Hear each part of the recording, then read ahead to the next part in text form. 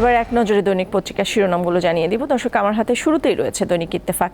দৈনিক ইত্তেফাকে শিরোনাম করা হয়েছে পাচারকৃত অর্থ ফেরত আনার কাজ শুরু, ডক্টর দেবপ্রিয়র নেতৃত্বে শ্বেতপত্র প্রণয়ন কমিটি। পাশাপাশি দ্রুত রাজনৈতিক দলের সঙ্গে সংলাপ করুন ফখরুল, ঢালাওভাবে মামলা না করার আহ্বান। এছাড়াও শিরোনাম করা হয়েছে টিআইবির 9 সুপারিশ, একই ব্যক্তিকে সরকার প্রধান ও দলীয় প্রধান না করার প্রস্তাব। এবার আমার হাতে রয়েছে দৈনিক প্রথম আলো। দৈনিক প্রথম আলোতে শিরোনাম করা হয়েছে চিকিৎসার সংকটে বন্যার্তরা। বন্যা পরিস্থিতি, ফেনী সহ নোয়াখালী, লক্ষ্মীপুর ও কুমিল্লায় বন্যা কবলিত এলাকায় বয়স্ক ও শিশুরা জ্বর, সর্দি, কাশিতে বেশি আক্রান্ত হচ্ছেন। পাশাপাশি রয়েছে খেলার খবর, সাফ অনূর্ধ্ব 20 চ্যাম্পিয়নশিপ, বাংলাদেশের যুবাদের হিমালয় জয়।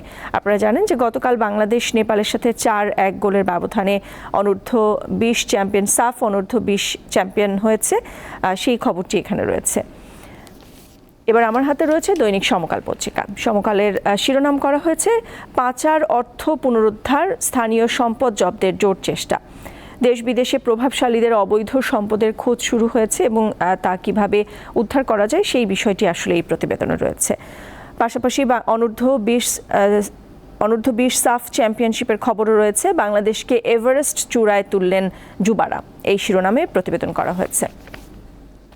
আমার হাতে রয়েছে দৈনিক যুগান্তর পত্রিকা। দৈনিক যুগান্তরে প্রতিবেদন করা হয়েছে নোয়াখালীতে পরিস্থিতি অপরিবর্তিত, বন্যার পানি কমলেও দুর্ভোগ পাহাড়সম। বাড়িঘর, বসবাসের সরঞ্জাম ও অর্থনৈতিক অবলম্বন হারিয়ে পথে বসেছেন অনেক বন্যার্ত, সেই খবরই রয়েছে।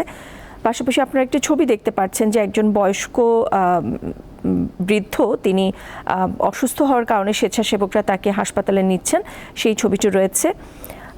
দুদকের অনুসন্ধান, সেই খবরটিও রয়েছে এখানে। অবৈধ সম্পদের অনুসন্ধানে দুদক, প্লট, বাড়ি, জমির নেশায় গোটা পরিবার, এটি যুগান্তরের একটি বিশেষ প্রতিবেদন। এবার আমার হাতে রয়েছে দৈনিক বণিক বার্তা। দৈনিক বণিক বার্তায় শিরোনাম করা হয়েছে, এটি আসলে বিশেষ প্রতিবেদন তাদের, তরুণদের জন্য অর্থনীতির নতুন যাত্রা নাকি অতীতের ভুল। পাশাপাশি শিরোনাম রয়েছে কর্মসংস্থান ও দক্ষতা বৃদ্ধিতে মনোযোগ দিতে হবে বিনিয়োগে, এটিও তাদের একটি বিশেষ প্রতিবেদন। দর্শক, এই ছিল আমার কাছে আজকে দৈনিক পত্রিকার শিরোনামগুলো।